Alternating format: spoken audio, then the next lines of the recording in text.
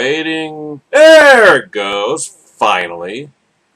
You know, I never know how far in advance to turn it on until such time as it actually does come on. But it's on now, and so am I, and so are you, and we're off on another week on the Hard Starboard Radio Network, blogtalkradio.com/HSR Network. I am your host, Jasmius, your ruler, your benevolent despot. You must do what I say, or else. As well as your fountain rabbi of conservatism, constitutionalism, Christianity, and common sense. See, that's why. You know, it's not a question of coercion. Once you hear what I have to say, you want to obey. See how that works? See the other side of it? You know, the benevolent despot. 6 p.m. Eastern, 3 p.m. Pacific, Monday through Friday. Guest call-in number 646-478-5068. Email address jasmius@comcast.net. Chat room is open. Come on in, sit down, prepare to take notes. Long and voluminous. Make sure they're legible so that you can review them thoroughly later on. And tomorrow's Super Tuesday, and we got lots of Donald Trump stuff and Trump-related stuff to go through. And of course, as I promised last week, I was at the helm, in the center seat of the Starship Pistachio on Constitution Radio last Saturday. The whole 3-hour Saturday afternoon extravaganza. So there wasn't any excuse-making and unearned benefit of the doubt giving on the program last Saturday. It was all hard-hitting truth about the looming Trumpageddon event, i.e. Super Tuesday.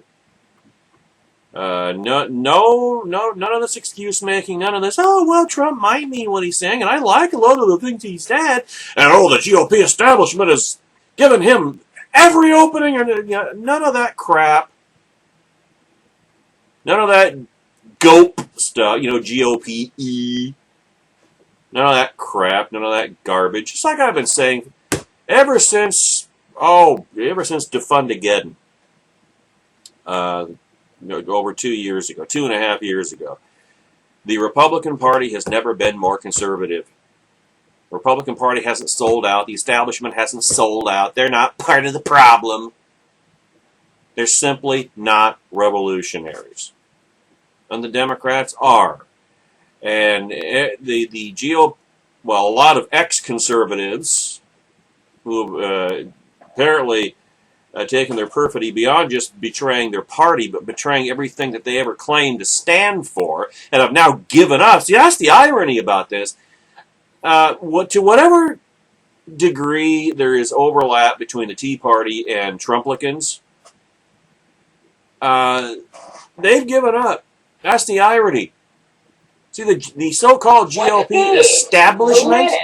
Damn it, shut up.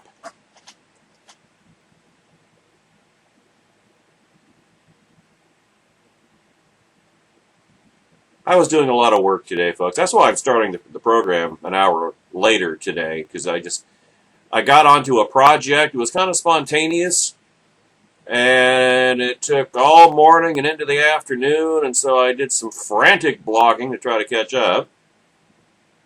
I thought it might be a slow day, and then some new blog fodder came in right around the lunch hour, and so then I was trying to catch up frantically, couldn't do it by 3 o'clock. Really haven't completely caught up yet. I still got 2 more posts at least to do after the program today. But I wanted to get this one in because I wanted it for the show today, for the stack. But the irony is that a lot of Tea Partiers who have given up on the GOP and apparently given up on conservatism, forfeited their principles. A lot of these same purists. say the GOP is too liberal, and the progressives have infiltrated the Republican Party. Yeah, they're bloody well infiltrating it now. They're called Trumplicans. And that's the irony. A lot of these people, fight! I can't stand the GOP because they won't fight! They've given up. And are following after a New York liberal. I mean, the irony here is enough to make your back teeth ache. You know, it's the philosophical equivalent of slamming your scrotum repeatedly in a drawer, or putting it in a vise and turning it.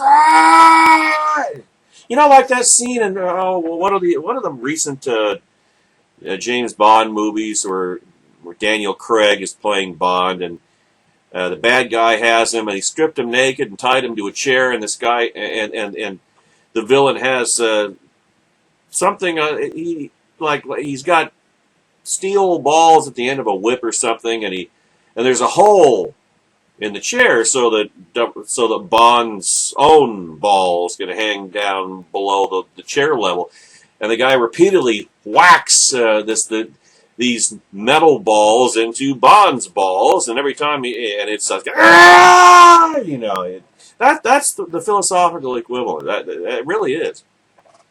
That is a great metaphor for what we're seeing happen to the Republican Party right before our eyes. I mean, you know, I used to laugh because the left would always talk about the GOP civil war, and it's like, yeah, whatever. And then there's an irony in that too, because when the Tea Party started trying to burn down the GOP 2.5 years ago in the Defundageddon event, I said, well, now we got a GOP civil war, and even Doug argued with me on that. Oh, there's no civil war. We're just trying to hold our feet to the fire. Yeah, well, here's your fire. This is never about holding the so-called establishment's feet to the fire. This is about burning down our own party. This was the progressive infiltration of the Republican Party that you've been talking about, Doug, and it wasn't in the GOP establishment. It was in the Tea Party. Some of them, because some of them, not all of them, not all Tea Partiers, don't get me wrong, but some of them are now irredeemable Trumplicans. We have met the enemy, and they are us. I got a chance on Saturday. It was so cathartic, man. It really was.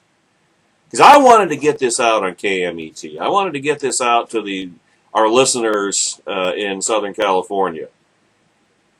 That we are on the edge of Trumpstruction. Republican Party, you know, for years you've heard that expression. Oh, the Republican Party is going to go the way of the Whigs, and you know, I could never imagine. And that was always a rank exaggeration. I could never imagine a set of circumstances in which that would happen. Until now. And now we're seeing it happen before our very eyes. And it's created a situation in which the White House is gone. There's no chance. You know, I mean, Donald Trump is going to get destroyed. He's unelectable. With just, I mean, his negatives are way higher than even Hillary Clinton's. There is no way. I mean, if Donald Trump is the Republican nominee, forget it. We're screwed. And you know, that is if conservatives fell into line behind him, we'd still be screwed. And there are a lot of conservatives, true conservatives, who will follow national reviews, and my example, stick by our principles, And for me, like I always say, it's a matter of practicality. I'm not going to vote for a Democrat. And whether it's Bernie Sanders and Trump or Hillary Clinton and Trump, there will be two Democrats on the ballot. And I don't vote for Democrats. Period! Exclamation point. I'm not going to fall in line. Bleep you! I'll write in Scott Walker.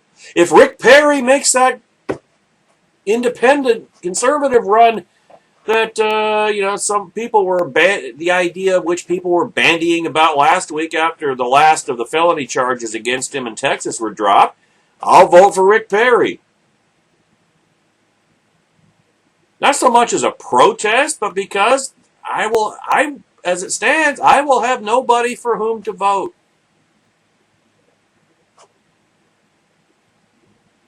Not out of anger, out of principle. And because there is no chance of conservatives regaining the White House. That's simple, folks. But I got that out on the air in Southern California. It was cathartic. It needed to be heard. And I hope as many people as possible were tuning in. It was my honor, my pleasure to perform that public service. Do whatever part I can. And I'm not under no illusions that it's going to make any difference. Even if I had Rush Limbaugh's platform, I'm under no illusion that it would make any difference whatsoever. I know what's coming tomorrow, and I know what's coming 2 weeks from now, and the scattershot primaries and or cockeye or conventions in between. I know. Hey, I'm a realist. That doesn't mean I have to like it. And I'm not going to like it, and you're going to hear about it. You're going to read about it at politicalpistachio.com. Because the truth is not out there. The truth is right here on the Hard Starboard Radio Network. Saturdays on American Daily Review and Constitution Radio at Douglas V. Gibbs. The 3-hour Saturday afternoon extravaganza, 2 p.m. Eastern, 11 a.m. Pacific, beginning at blogtalkradio.com/American Daily Review, culminating on KMET 1490 AM, KMET1490AM.com, globally for the local show with the global footprint, Constitution Radio, as I say, Douglas V. Gibbs. Doug will be back this week, and we'll be back to arguing about Trump, I imagine. Because I don't understand how anybody can look at Donald Trump and see anything but a liberal Democrat. I just don't. I don't get it. We're going to be talking about Chris Christie today. We're going to be a brief mention of Alabama Senator Jeff Sessions, who endorsed Trump today for God knows what reason. But I want to start today. Oh, by the way, all podcasts are available here at blogtalkradio.com/HS Hard Network, at blogtalkradio.com/American Daily Review, at KMET1490AM.com, via the Constitution Radio show page, and my email address, jasmius@comcast.net. Specify the dates you want of the first 200 podcast episodes of Constitution Radio during our 3.5+ year run on KCAA AM 1050. Specify the dates. I'll be happy to send them to you. I'm the only one that's got them. And, gosh, we got to get going here.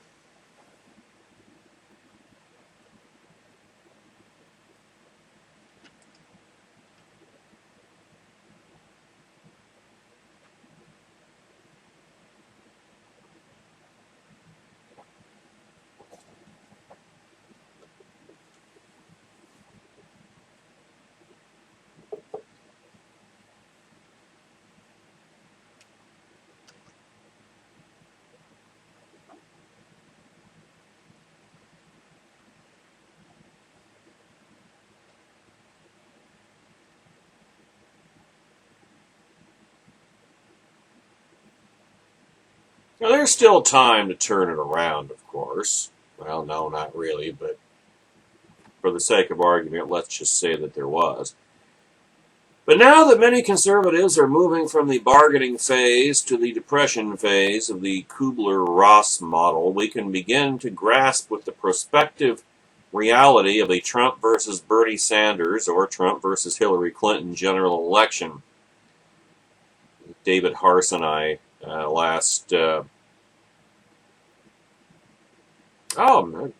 middle of last week, a leftover from last week. I want to, this is part of it, so I want to get it in here. Now, whether you're an ideological conservative, a proponent of limited government, or someone who believes that the president has too much power already, you should not think of this matchup as a contest between horrifying candidates. Rather, you should ask yourself which scenario would be more damaging. I'm pretty sure you'd find that Donald Trump is the form of the destructor, or the destroyer from the first Thor movie. Destroy everything. Oh, but Hillary, I can hear you saying it now. Hillary Clinton is the worst, most evil liberal ever! Yeah? Ditto Bernie Sanders. You can count on it. Neither has the charisma of Barack Obama, and I've never really seen Barack Obama as being that particularly charismatic himself, quite honestly. Not only would he or she be divisive and ethically compromised, but they would also galvanize the right. Republicans would almost certainly unite against their agenda, which would be little more than codifying Obama's legacy, a collection of policies that half the country still hates, allegedly. She won't be able to pass it. He or she, I'm still not convinced Hillary Clinton's going to be the Democrat nominee. He or she will not be able to pass anything substantial. The most likely outcome is another 4 or 8 years of trench warfare in Washington, D.C., giving conservatives a pass for a number of winnable state-level issues. There will probably be, if historical disposition of the electorate holds, a Republican Congress. Who knows what happens to Congress? Won't be elected. In fact, we know what's going to happen if Trump is the nominee. We'll get wiped out in Congress because a lot of conservatives will stay home because we won't have anything to vote for. I'm not going to stay home. I'm going to vote. I'll write in Scott Walker. I'm certainly going to vote in the other races, but some people, a lot of people won't. They'll just say, bleep it, screw it. And Republicans will get slaughtered in Congress as well, and in statewide races as well.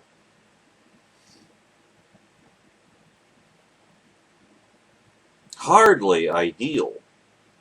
But unless you believe that an active Washington is the best Washington, gridlock, it's just in, is not the end of the world. So like I said, after the Republicans retook the House in 2010, we're going to have to play defense.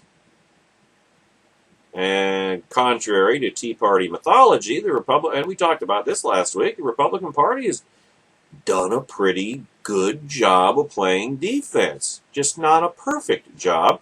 And perfection is what Tea Partiers were demanding.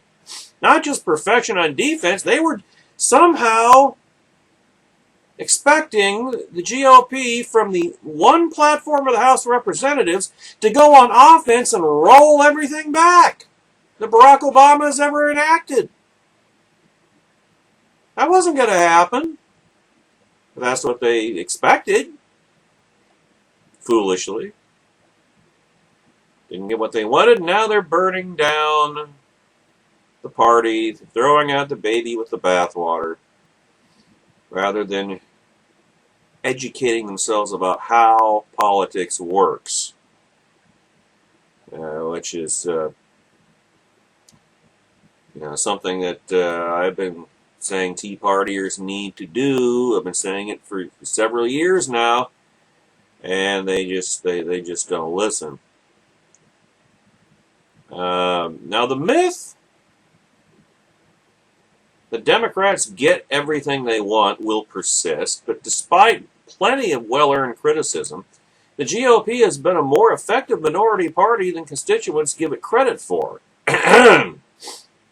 People are frustrated, but the conservative idealists have been gaining ground since the Tea Party emerged. Or at least they had been until now. The Tea Party's presence has put a stop to an array of communist reform efforts that the pre-2010 GOP might just have gone along with. Just as some Republicans are already warming to the idea of Trump's candidacy, the Trumplicans in other words, the temptation in Congress to follow Trumplicanism, a philosophy based on the vagaries of one man, which, by the way, is the hallmark of fascism, just saying, will be strong. Trump's inclination is never to free Americans from the state, but rather to do a better job of administering the state.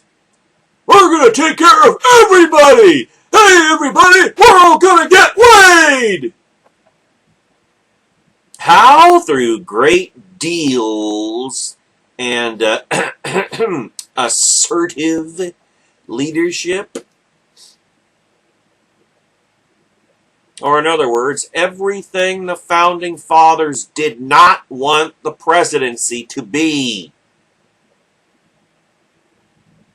So, while gridlock will still hold up most of the issues conservatives care about, chances are high, considering his long history of supporting big government, that Trump would try to cobble together a populist coalition for the policies that conservatives hate. This will end up marginalizing ideological conservatism and constitutionalism from within the Republican Party. We are about to be disenfranchised and excommunicated, my conservative constitutionalist Tea Party friends, those who haven't defected to Trumplicanism. You realize that? This is the end game that you people started 2.5 years ago. How's it feel now?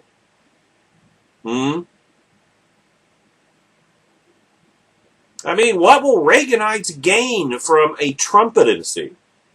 Word possible. The idea that Trump could dismantle, or would, dismantle Obamacare, when in reality he backs many of its components and has yet to offer any genuine solutions. Remember the debate last Thursday? Rubio said, "What's your plan? What's your plan? What's your plan?" Oh, there are going to be lots of plans. There are going to be lots of plans. We're going to erase lines around the states. He was talking, I assume, about portability, but okay, that's one thing. What about the rest of it? He wouldn't say, because he doesn't know. And he really doesn't have a problem with Obamacare. He really doesn't have a problem with keeping the lines around the states, quite honestly. I mean, it's fantasy. Absolute fantasy. The idea that Trump would name originalists, oh, you mean like his abortion-loving sister, to the Supreme Court is equally laughable when you consider that Trump has shown absolutely no hint or inclination that he understands or gives a rat's ass about what originalism entails. This is another reason why I cannot for the life of me understand my friend Doug Gibbs,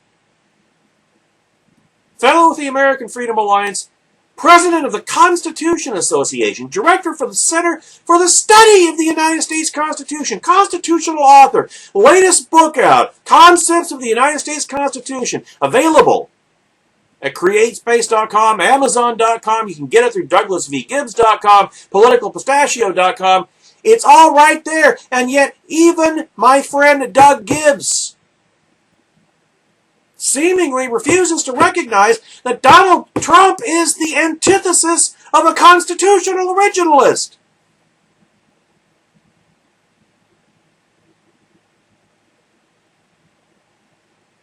But the people of the working class are mad. How dare you disrespect their concerns? Well, here we come back to more Jazz Miyazaki syndrome, folks. One of my continuing themes. There's a difference between caring about the plight of working stiffs and embracing isolationism, high tariffs, protectionism, in other words, and other policies that would destroy working class prospects over the long term. Is everyone supposed to surrender to mercantilism because it makes 30% of angry voters feel better? You can't let a mob run your party. Well, I guess we bloody well can now. Remember what we're way past democracy by this point, but what is democracy? Mob rule.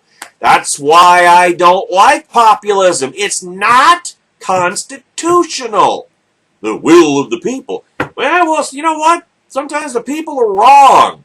And that's why the people are just one more area, one more faction, one more group that is checked by the Constitution. What did the Founding Fathers want? They wanted power divided as much as they possibly could divide it. They wanted every faction checking every other faction.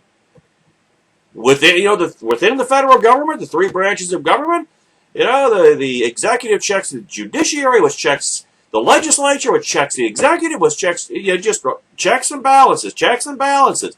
And then between the federal government and the states and the people and the federal government. No one group was supposed to have too much power. That's the point. That is the very essence of the United States Constitution. That is originalism. And yet, you can't let a mob run your party. Well, the mob is running our party now. 24 hours, 2 weeks at the outside away from precisely that. You can't let a mob run your party. Not because mobs are angry or incoherent, though both those things are true. The problem is that this mob is nihilistic. Burn it all down, right?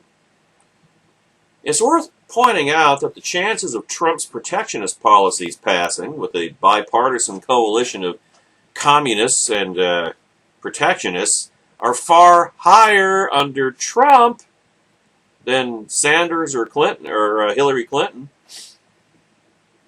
Why should free traders help facilitate this kind of disaster?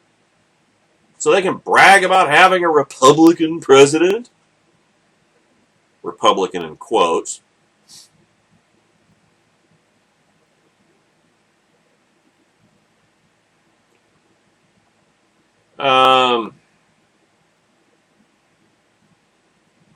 At some point there's going to be a counter-revolution.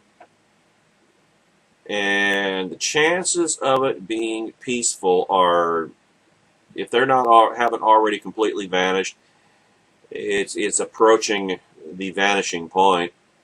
We're talking violent revolution.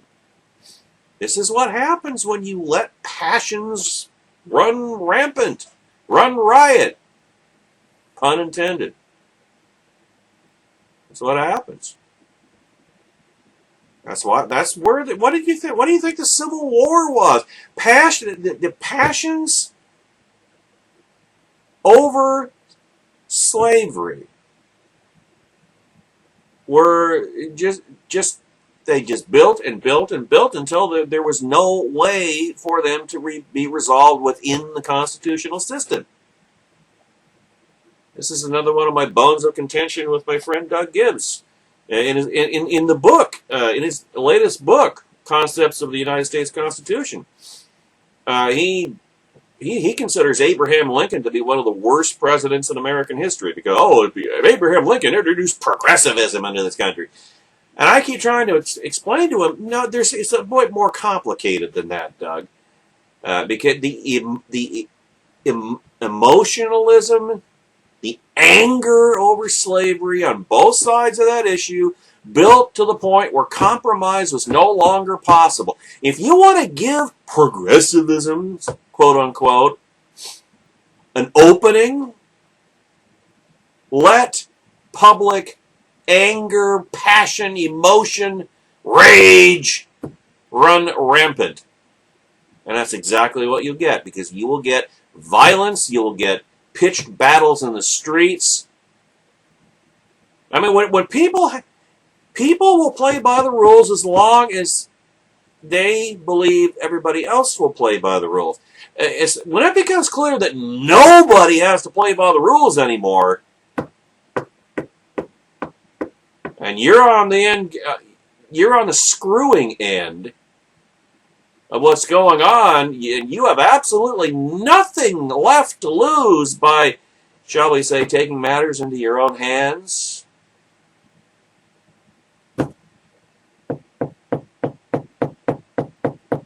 You can fill it in from there. It really is that obvious. You know, those who swear up and down that they would never vote for Jeb Bush or Marco Rubio because they aren't conservative enough should not be surprised that a large faction on the right, I'm holding up my hand, what I'm saying is, for the Jasmine scam, more than likely the larger faction on the right will not support a candidate who is adversarial to its belief system, and not just our belief system, but the belief system that a lot of Trumplicans used to hold. But now they've given up. They want their own dictator.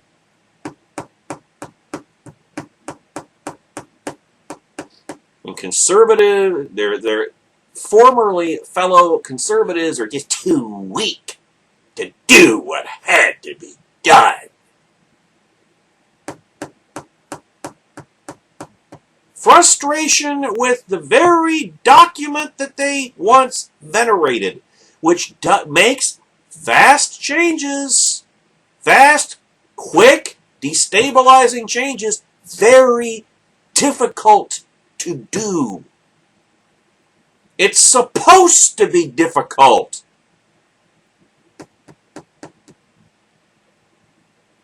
And holy, and if you go back far enough, because I know what you're going to say, I know what they're going to say next. Well, Barack Obama, the Democrats, made all these huge changes. You know where that came from?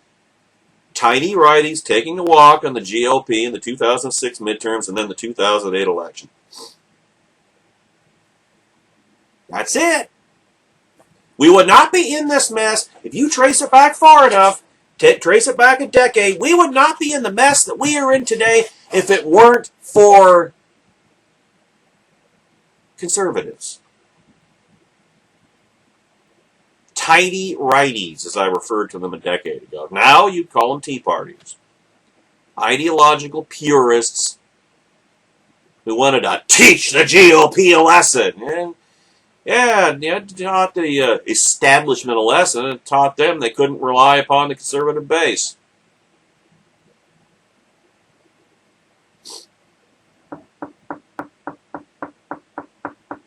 To support Trump would be an exercise in pure partisanship.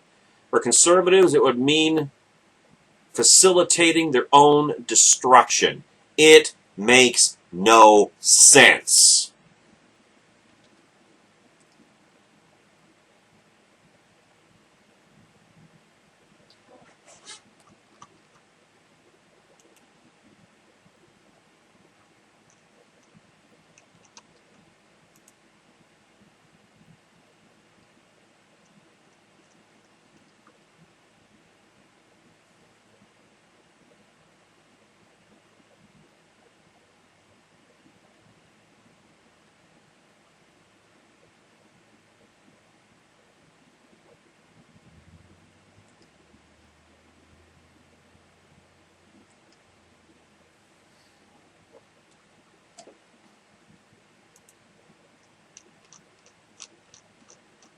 Okay, let's get to some other items here.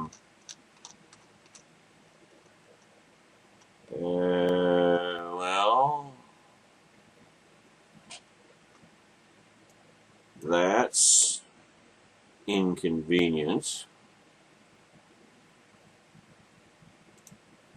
But I will improvise here. I'm going to stick this up here for the time being. Boy, Barack Obama's newfound love for presidential signing statements is just par for the course, isn't it?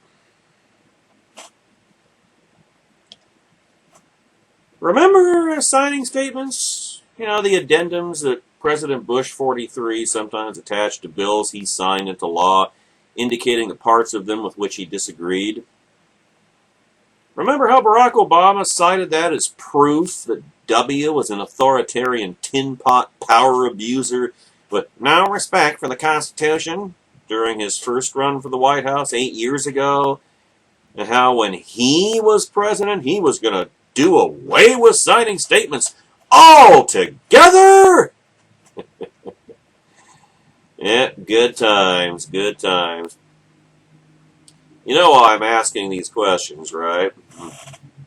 From the Washington Free Beacon comes the quote, leading Democrats are taking aim at the Obama administration. Now, leading Democrats are I want to make sure we didn't skip over that, are taking aim at the Obama administration for its opposition to newly passed legislation that aims to bolster the U.S.-Israel economic relationship and combat boycotts of Israel, according to a statement issued this week. The Obama regime announced that it opposes portions of a bipartisan trade bill, read election year, that would strengthen economic ties between the United States and Israel and force trade partners to sever ties with backers of the boycott, divestment, and sanctions movement, an anti-Israel movement that seeks to economically isolate the Jewish state and ultimately bring about its collapse and destruction. Barack Obama issued a rare, Barack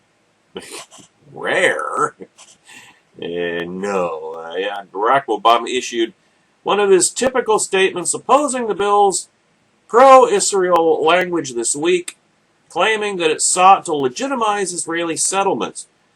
Obama stated that he would not enforce the pro-Israel provisions as a result of his personal disagreement with the policies. Close quote. Remember back in early days of the old American Republic, when the only time that a president ever vetoed a bill was if he believed it was unconstitutional? Vetoes were not meted out on policy grounds or policy disagreements, but my constitutionality. Pure and simple, plain and simple, plain and honest. I mean, that was it. That was the reason. Boy, that seems like a long time ago, doesn't it?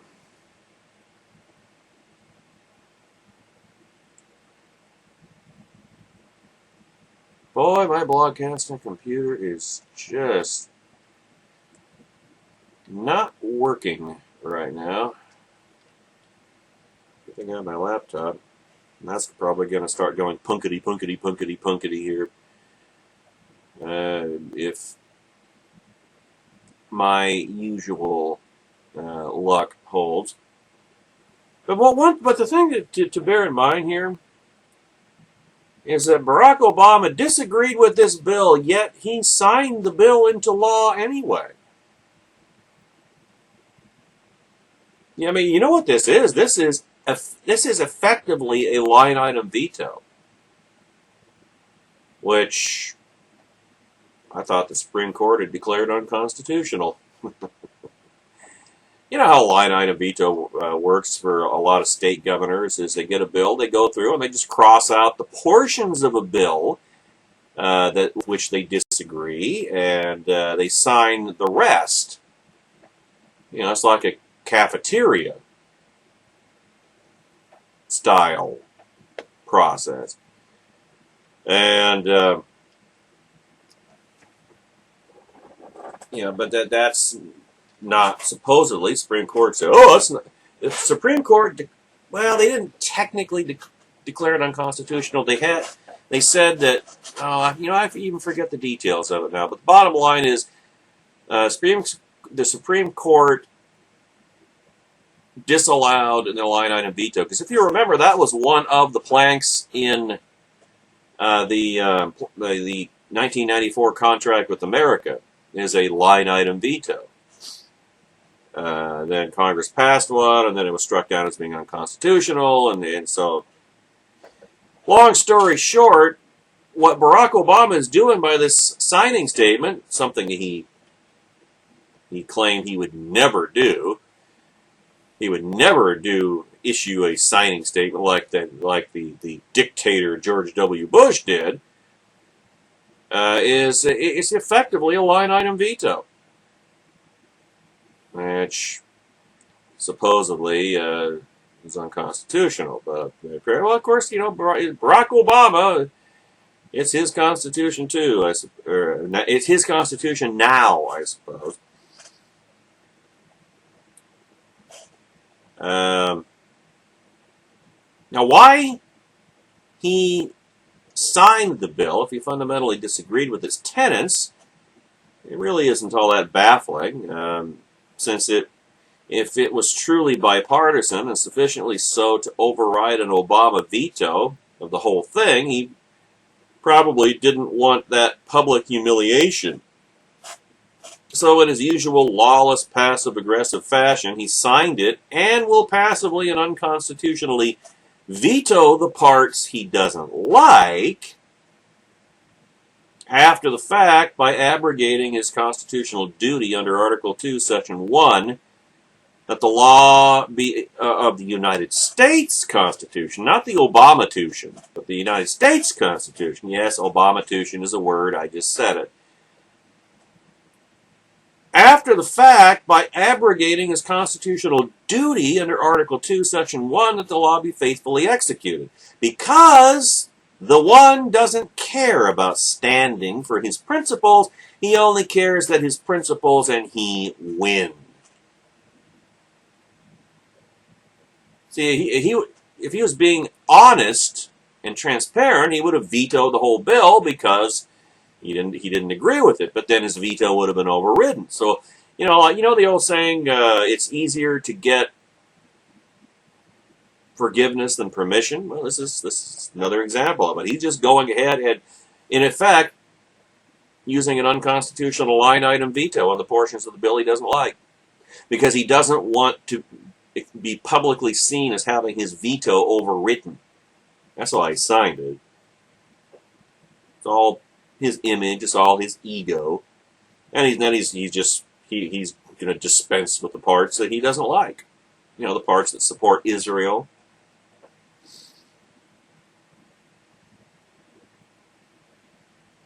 Something in the way in which the rule of law and constitutional processes so often and so inconveniently get. Now, that doesn't make it right when Bush 43 did it.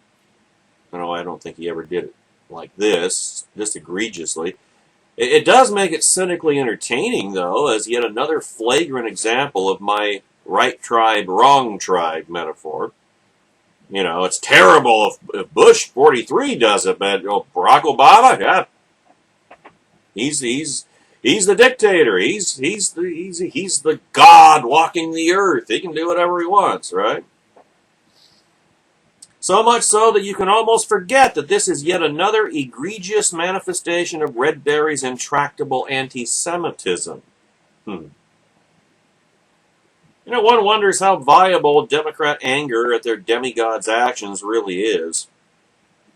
Would they be willing to go along with impeaching him? I think that second question more than answers the first one. Don't you think?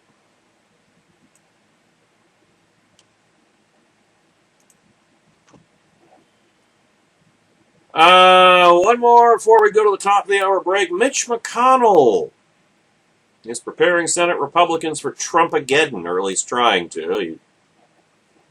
Like I say, lost Jeff Sessions today.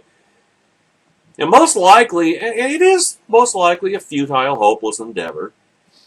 The specter of a party's congressional wing having to frantically distance itself from its rogue presidential nominee, or rogue presumptive presidential nominee, is understandably rare and equally as frightfully difficult, which is another of the reasons Bill Clinton manipulated Donald Trump into cannonballing into the Republican presidential race to begin with. But under the circumstances, there's little else McConnell and his caucus can do. With a Democrat soon to be heading the Republican Party, surviving conservatives will boycott the election on the presidential level. Like I say, God knows I will. And McConnell and Paul Ryan have to try and provide motivation for those betrayed conservative voters to turn out for the congressional and other down-ballot races. Otherwise, the GOP will get slaughtered from top to bottom, and the cataclysm will be far worse than it was 8 years ago, when at least our party was still our party, which it will effectively no longer be, perhaps as soon as, well, tomorrow. Here's a quote from the New York Times.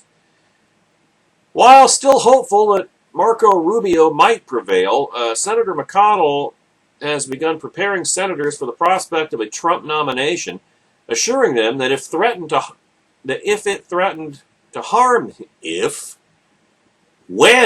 threatens to harm them in the general election, they could run negative ads about Trump to create space between him and Republican senators seeking re-election.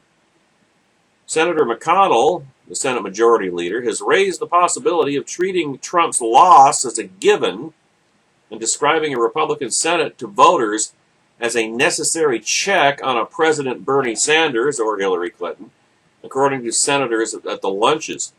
He's reminded colleagues of his own 1996 re-election campaign when he won comfortably amid Bill Clinton's easy re-election. Of Trump, McConnell has said, "We'll drop him like a hot rock," according to his colleagues, close quote.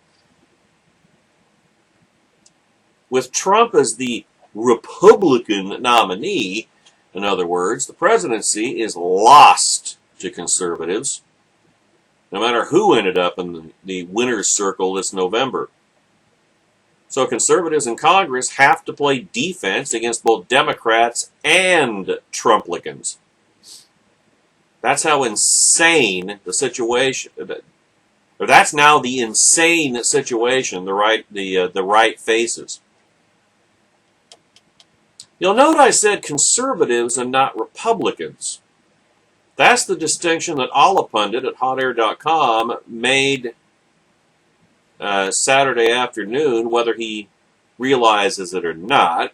Quote, "How would an incumbent GOP senator whose seat is up benefit from alienating Trump fans by running attack ads against the party's own nominee? That's insane! The whole trick is surviving this fall is figuring out a way to get Trumplicans and conservatives voting for you. Trump can take care of the former. He'll call on his supporters to elect a Republican Senate. I hope," AP's words, not mine, "on the theory that his own party's the Democrats actually, will be more likely to rubber stamp his policies than, well, Democrats? It's actually than Republicans will. But if a given senator turns on him, those Trumplican voters are lost. I think they're lost anyway. Meanwhile, if you hug him too closely, then conservatives angry at Trump's hostile takeover, may decide to boycott that Senate race to punish the traitor. The way to handle this, I would think, if you're a senator running for re-election, is to endorse Trump. No, you don't. Just don't endorse anybody. How about that? Just don't endorse anybody. That's what I would do. I don't talk about Trump. Talk about yourself. Talk about what you believe in. Talk about your record. Don't go anywhere near Trump. Don't endorse him. You're kissing off your conservative base at that point by that alone. Gee whiz.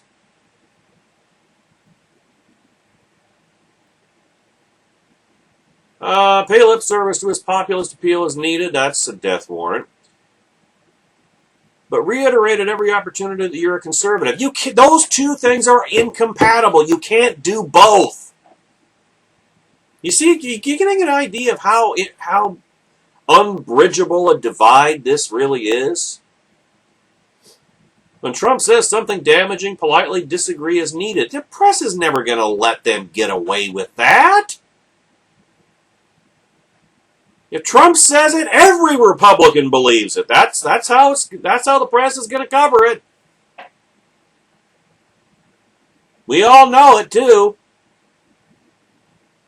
You may lose anyway, but you've got a better chance to try. No, yeah, you're going to lose anyway, and that does not give you a better chance of trying to bring the two wings of the party together behind you, than by declaring war on. No, you'll lose both of them. You can't bridge this gap. Nobody's legs are long enough, and nobody's hamstrings are limber enough, metaphorically speaking. See, first of all, end of quote, by the way, first of all, running attack ads against Trump would not be insane if you're a conservative, because Trump is most certainly not one. Principle over politics, right, Tea Partiers? Whereas if you're the caricature of GOP establishmentarian of Tea Party depiction, you will mercenarily betray your conservative principles and say and do anything you have to do to try and survive, which is to say, bow the knee to the New York liberal, and you'll lose anyway. Either way, you incense a significant voter segment. You can't bridge that gap. They're incompatible. Which is why you're certain to lose in any state or district that has even the slightest tinge of purple to it. As President Abraham Lincoln, which, for the record, I rank as the second greatest president in American history. Of course, I look at it on a number of criteria, not just one. And before divided against itself cannot stand. And the other point is that all a pundit knows as well as you or I do that Trump will not campaign for anybody else but himself. He doesn't give a damn who controls Congress because he's a deal maker, remember? He'll endorse only those in either party who sell out to him, period. There is, in short, no way, as I say, to finesse this divide. You can stand for conservatism, or you can drink the Trump aid. Okay. Sorry, I had a sneeze. You can stand for conservatism, or you can drink the Trump aid. You cannot do both.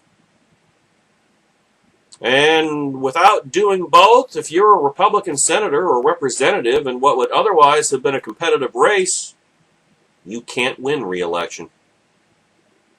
You know, it's a lot like the upcoming third Captain America movie, Captain America 3, Civil War. Okay, where did I leave off there?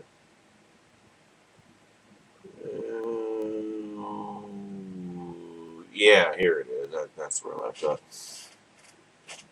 Whose side are you on, in other words? That's the tagline for Captain America 3 Civil War. Whose side are you on? Except in this case, it's a three-way civil war. Like the Klingon Civil War would have been if Worf hadn't convinced his brother to join Gowron's side. And will likely end up just as tragically unless Trumplicanism really has eclipsed conservatism and constitutionalism, which would mean that the right in America will have become akin to the right in Europe. In other words, just another branch of the left. If the American Republic didn't perish with Barack Obama's re-election 3¼ years ago, it is without a doubt taking its last agonal breaths right now.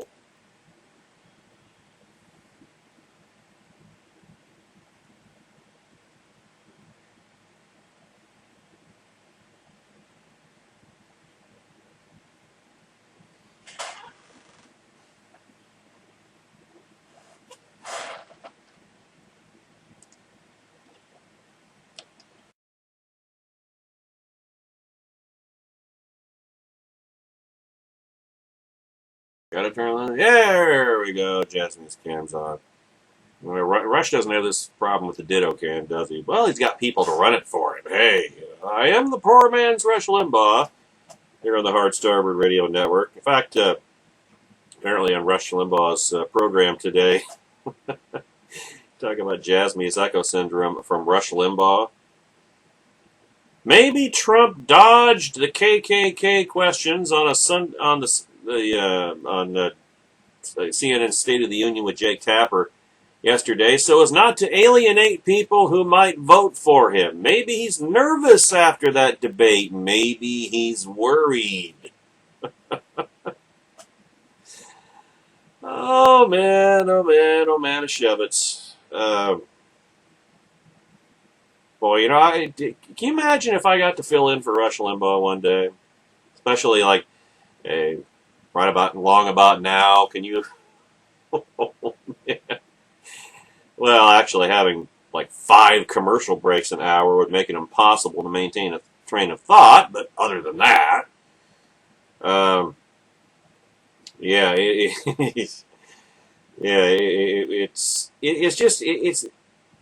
it's gratifying so much so that I just sometimes I wonder how it is I'm not getting paid to do this. Because if Rush Limbaugh is making the same points that I'm making, even after, or even simultaneously when I make them, I don't know. It segues in so well to the next item on the stack today. Now, you Trumplicans have forfeited. Oh, there? That doesn't look right.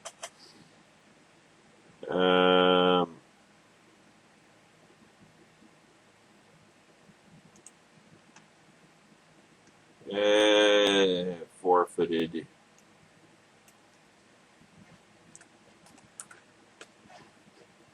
Let's see. That's more like it. Well, that's the next Trump item. Let's get through this one first. You Trumplicans have forfeited your ability to think and reason and retain only your corrosive, destructive anger and misinvested pride. But damn it all, I'm going to ask these questions anyway, and I want you all to pay very close attention to every last syllable so that you can know the wisdom you're about to profanely ignore. Now, I know this sounds orgasmic to you from hotair.com. I think the media is among the most dishonest groups of people. Oh, this is Trump from an interview over the weekend. I think the media is among the most dishonest groups of people I've ever met. They're terrible. And you know what? I agree. I agree. The media, the Oba media, is among the most dishonest groups of people who've ever lived. They are terrible. But then look what he goes on to say. But one of the things I'm going to do if I win, and I hope I do, and we're certainly leading. Hey, did you know that? Yeah, I had no idea that Trump's ever led, right? Is I'm going to open up our libel laws so when they write purposely negative and horrible and false articles, we could sue them and win lots of money. Who's we? We? There's that faux populism again. We're going to open up those libel laws so that when the New York Times writes a hit piece, which is a total disgrace, or when the Washington Post, which is there for another reason, writes a hit piece, we can sue them and win lots of money instead of having no chance of winning because they're totally protected. What is he talking? Class action lawsuits? He can't participate in that. Who's we? You see, with me, they're not protected because I'm not like other people. But I'm not taking money. I'm not taking their money. So what's the purpose of suing them then? So we're going to open up those libel laws, folks. And we're going to have people sue you like you've never been sued before. Close quote. Now, you Trumplicans out there, you no doubt all just jizzed yourselves so powerfully that you've blown your pants clean off of your lower torsos. It sounds great, doesn't it? Or as the Klingon proverb puts it, Bortas I na ku toi bir na ne quar. Or in English, revenge is a dish that is best served cold. And you people are all about revenge, aren't you? Tribalism. Just like the left. You're now following in their despicable footsteps and becoming just like them. Which is why you've abandoned conservatism and the Constitution. Because they would just get in the way of where your passions want to take you. But there are a great many things you're refusing to consider. Like how that same media is your hero's biggest enabler and booster in his effort to hostilely take over the Republican Party. And how that same media will turn on him and you, and the rest of us, whom he and you have tarred with his con man garbage in a, New York Minute, and unleash a fury like none of us have ever witnessed. A weapon of mass media destruction that will not distinguish between establishment and Tea Party and Trumplican, and pariah-eyes all of us, and not only put Bernie Sanders or Hillary Clinton in the White House, but roll back all the rebuilding the right has accomplished over the past 7 years, like we talked about last week, I think last Friday, and earlier in the program in hour number 1. Only this time it will be permanent. We will never come back. Why? Because the GOP will no longer be a conservative party.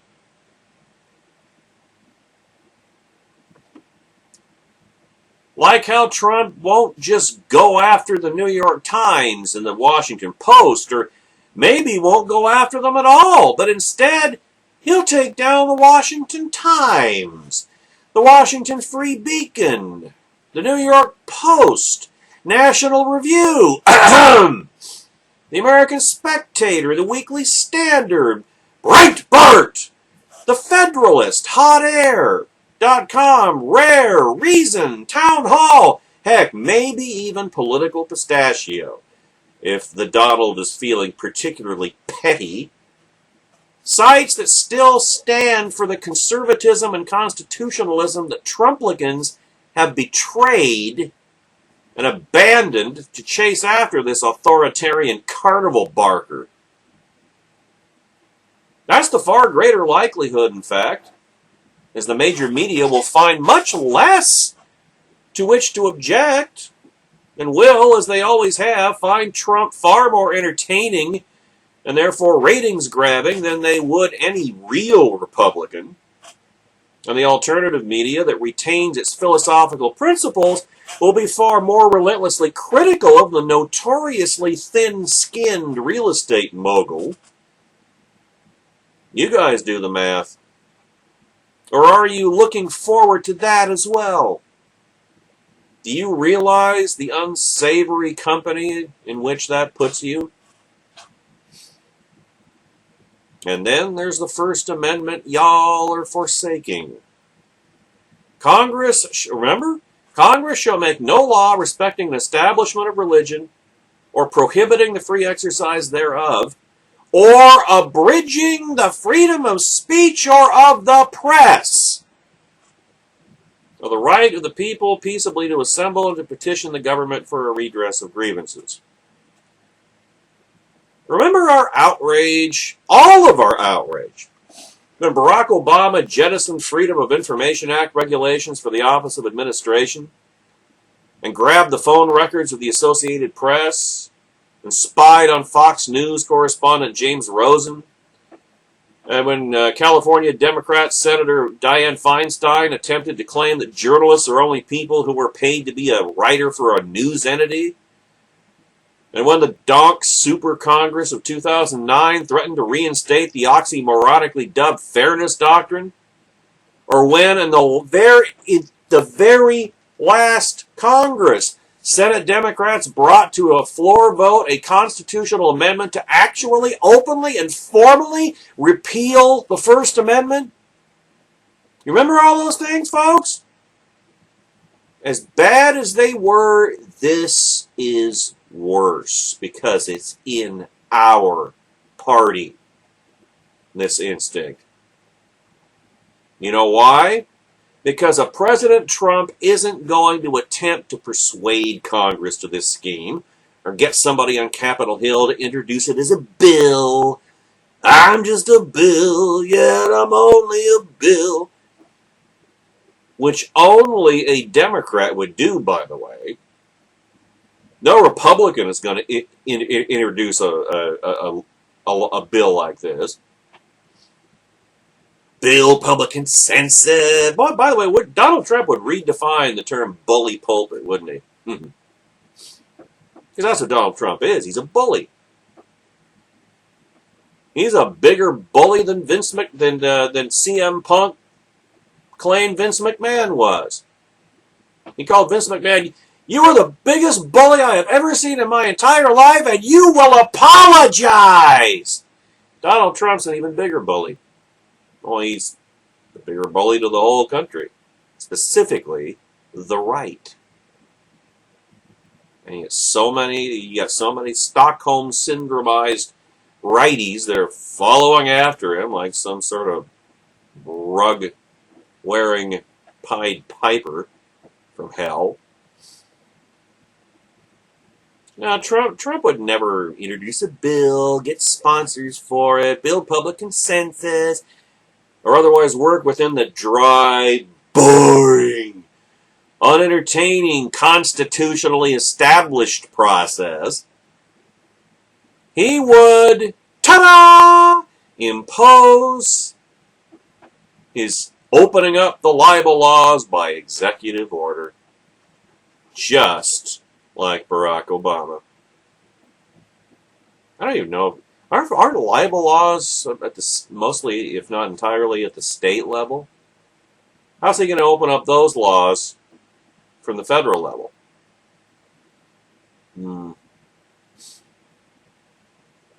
And you Trumplicans can't wait, can you? Never realizing that if your hero's ambitions are fully realized, and you come to your senses and see and recognize and even admit that what he is and what he's done to you, us, and the country, that he is everything we've been trying to tell you he is for the past 8 months, a lying, corrupt, mob-esque, incipient fascist despot in the making, an American Putin in essence, who does not, never did, and never will give a flying you-know-what about the little people, but is just flagrantly using you to obtain the power his ego craves, you, along with the rest of us, will no longer be allowed to express that justifiable anger and frustration and outrage, because you will not be permitted any outlet for it, whether in print or pixels or the miracle of digital audio. The gag you think your hero is going to put on your enemies will be choking you to death. You remember the Uhura Protocol, ladies and gentlemen. Be careful what you wish for. You may get it. Distilled to its essence, what Trumplicans believe is that the Constitution is not the solution. That we have to become the enemy in order to defeat them, and in the process we will have met the enemy and he will have been us. Again, it all sounds eerily like the run-up to the Civil War to me, where, according to a prominent local author, aka Douglas V. Gibbs, progressivism, so quote-unquote, made its first significant inroads into derailing and ultimately destroying the American Republic, just as Donald Trump is doing to the Republican Party and the conservative movement, and the last best hope of restoring the American Republic. I just leave this item with the words of an 18th century GOP establishmentarian named Thomas Jefferson. This institution will be based on the illimitable freedom of the human mind. For here we are not afraid to follow truth wherever it may lead, nor to tolerate any error, so long as reason is left free to combat it.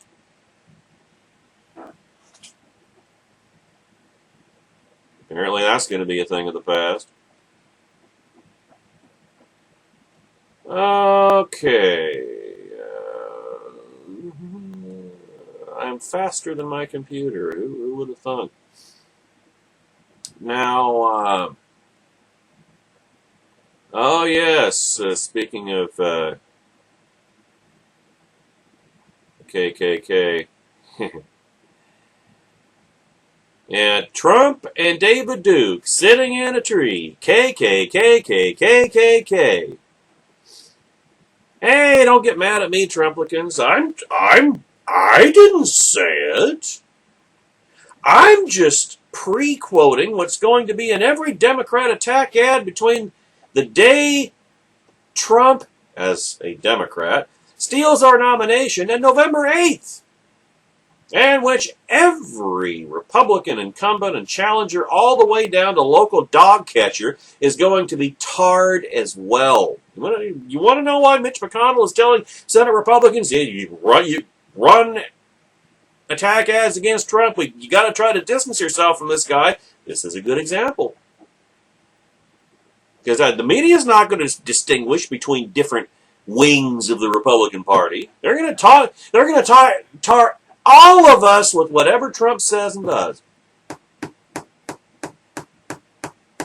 You bloody well know it as well as the rest of us do. But you won't admit it.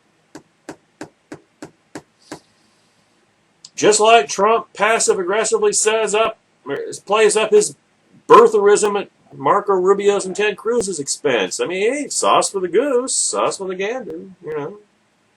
I'm not saying it, but the media will be.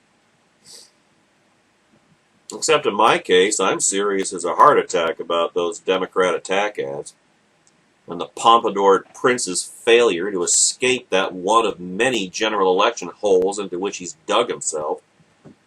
Hence the question. Is Trump tolerant of or even sympathetic to the KKK? Ku Klux Klan? Given that white supremacists, led by David Duke, have become such passionate Trump devotees? I mean, hell, Jake Tapper tweeted, back on January 27th, he tweeted, "When did Twitter become the comment section for Stormfront? I missed that memo." A function, of course, of Trump's attempt to appear anti-illegal immigration. That David Duke recently declared that any white vote for anybody but the New York liberal will constitute racial treason. Treason against your heritage, is I think his verbatim quote. I mean, that's what CNN's Jake Tapper gave Trump yesterday on CNN's State of the Union, a golden opportunity to debunk in no uncertain terms. and Trump punted instead. He wouldn't answer the question. He said, I don't know David Duke? Who's David Duke? I don't know anything about. Who is this David Duke you're talking about? Trump acted like he'd never heard of white supremacism. I mean, he's not shifty ducking and dodging from the strongman candidate who tells it like it is.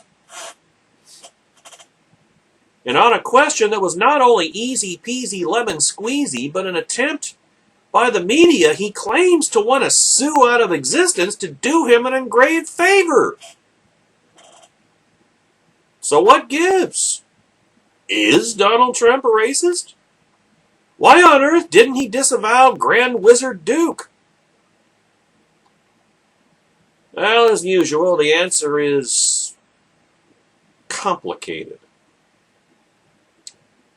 Now, Trump did disavow David Duke once, 15 years ago, 2000. I mean, here's what he said. Here's a quote from back then, in the year 2000, when he issued this disavowal. Quote, Trump painted a fairly dark picture of the Reform Party in his statement, noting the role of Pat Buchanan, along with the roles of David Duke, a former leader of the Ku Klux Klan, and Lenora Fulani, the former standard-bearer of the New Alliance Party and an advocate of Marxist-Leninist politics. Now you're going to have one as a Democrat nominee. Yeah, that's progress, right? The Reform Party now includes a Klansman, Duke, a neo-Nazi, and Buchanan, and a communist, Fulani, he said in a statement. This is not company I wish to keep. Spoken like a New York liberal. But that was then, apparently. Oh, sure, he's barked the word disavow in a, if I tell you what you want to hear, will you go the hell away sense, here and there. As when he was asked Tapper's question last Friday when he was rolling, literally, out the Chris Christie endorsement. But Tapper gave him the perfect setting to settle the question once and for all, and he refused to do it. Why? Well, theories abound. One is that Trump was tired and had a brain fart, but that would run counter to his claim that he's healthier than Wolverine and never doesn't have an erection. So scratch that one, even if he will soon be a septuagenarian. That means in his 70s, for those of you in Malaga, Washington. Another theory is that Trump is so stupendously narcissistic that he will not disavow anybody who supports him. Maybe there's some insecurity in there, too. No matter who or what it is. I mean, insecurity is what Limbaugh is suggesting. He doesn't want to alienate anybody who's planning to vote for him. Which might work as a theory, except for the fact that Trump did condemn Duke, much as a liberal would, a long, long time ago in a galaxy far, far away, when it suited his purposes to do so. It just so happens that now he feels that repeating that disavowal so publicly does not. Which leads us, of course, then to my theory, which is that Trump did not set out to attract the Klansman vote, but that was an unanticipated side effect of the wedge issue he used to try and sell himself as a conservative to the Republican electorate. In other words, Trump, a liberal Democrat who clearly thinks that all conservatives and Republicans are racists, depicted himself on illegal immigration in the way that he believes real conservatives and Republicans actually think and are motivated. In other words, it can't be the rule of law. Oh, it can't be the Constitution. No, it's got to be racism. It's got to be racism. So I'm gonna make my anti-illegal immigration appeal not on the rule of law, not on the Constitution, but on nativism and xenophobia. You know, Mexican rapists and all that kind of stuff. So instead of emphasizing the rule of law and the Constitution, Trump emphasized nativism and xenophobia. You know, exactly what lefties think are our motivations for opposing illegal immigration. Because that's the language he thought he needed to speak. And because he wasn't fluent in the other one. Which is why still to this day I can't understand how Doug gives Donald Trump, or is willing to give Donald Trump any benefit of the doubt, when Donald Trump is the antithesis of a constitutional originalist. And that just happened to have been right in the wheelhouse of animals like David Duke. In short, Trump's committed to this angle, and if he were to backtrack on any of it in the slightest, like he has with other issues, but this is his signature. This is what galvanized, this is what grabbed a significant minority of the Republican electorate by the throat. He can't backtrack so publicly on this. I mean, here and there, where it rallies, maybe, not on national television.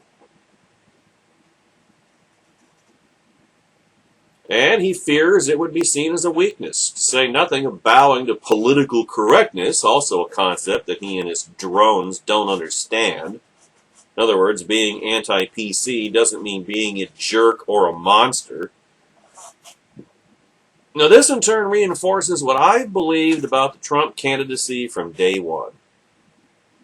That Trump got into the race to sabotage the GOP, at least for this cycle, and paved the way for a third straight Democrat White House triumph, but has depressingly done better than anybody, including Trump himself, which he naturally will never admit, dreamed he would.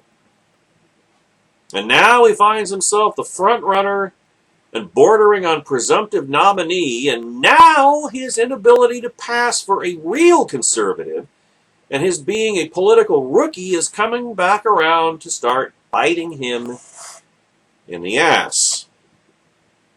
In a general election sense, he'll get the nomination, but general election, The media fangs, however, will hold off at least another week or two until Rubio and Cruz are functionally eliminated, and then they will start flensing the Donald's coiffed carcass mercilessly. And Trumplicans will begin to reap the bitter harvest their over-emotive, foolish fanaticism has sown. Though they will, of course, never admit it. Not even on Twitter. Yuck, yuck, yuck. Oh, yeah. By the way, we'll be going over into a third podcast-only hour. How far into it to be determined. Here's another Trump mission accomplished, by the way. Conservatives are abandoning Fox News in droves. In other words, Megyn Kelly won the battle, lost the war. This is from a quote of some Newsmax. As of mid-February, the perception of Fox News Channel among conservatives was at a 3-year low. YouGov Brand Index reports. The slide among Republican adults age 18 or older coincided with the first GOP presidential debate hosted by Fox News in early August when frontrunner Donald Trump clashed with moderator Megyn Kelly. A scale used by the firm, called a buzz score, allows people to give scores ranging from 100 plus 100 to minus 100, with 0 being a neutral perception. Respondents are asked if you've heard anything about the brand in the last 2 weeks, through advertising, news, or word of mouth. Was it positive or negative? On January 1st, 2013, Fox News' buzz score with Republican adults was 49. It had dropped to 38 by the first GOP debate last year. The fall turned into a collapse this year, dropping to 36 on January 18th and 14 on February 12th. That's 22 points in 3.5 weeks. Jeez. Close quote. Now, the reason why Fox News has always been embraced by the right is not because they were the conservative news network, because historically they haven't been, but rather that Fox was, as their tagline says, fair and balanced. They had and have liberal commentators, but there were conservative commentators and programs. There wasn't just a token righty on the panel once a week that was single-handedly trying to take on an army of liberals. Conservatives got a fair shake and a legitimate chance to get their message out. Fox was fair and balanced. Donald Trump has changed all that. With the exception of Megyn Kelly and intermittently with Bill O'Reilly, every Fox host, show, and commentator is completely in the tank for Donald Trump. And now there's a reason to use this term that I heretofore passionately disdained, for true conservatives, tuning in Fox News Channel is as disorienting and vertigo-inducing as the rest of Trump mania. It's like Job losing his wealth and his entire family, except his wife, which would correspond metaphorically with Megyn Kelly, in a single afternoon. The right has won elections and lost ground and gained ground, but we have never, in the 3.5 decades I've followed American politics, lost our identity, our collective soul. Donald Trump is not a conservative. Donald Trump is not a Republican. He is a liberal Democrat, and perhaps even a Dixiecrat. He represents everything the right has ever opposed and existed to stamp out, politically and culturally. And yet he's become the Republican Obama, and is taking over our party in almost every cultural beachhead we've ever managed to attain right before our very eyes. Bill Clinton never managed that, although he's doing it by remote control, evidently. I mean, even Barack Obama never pulled that off.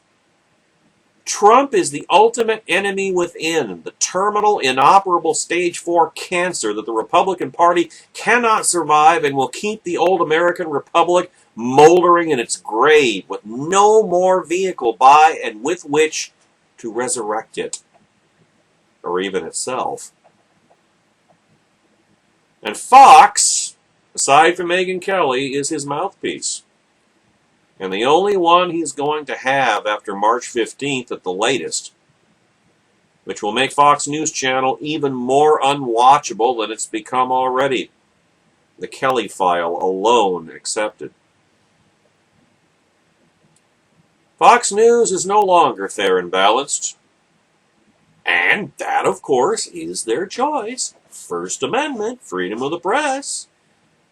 And certainly media outlets having a point of view and advocating for a point of view and being partisan, there's nothing new about that either. It's just that Fox has, in the words of the Knight Templar from Indiana Jones and the Last Crusade, chosen poorly.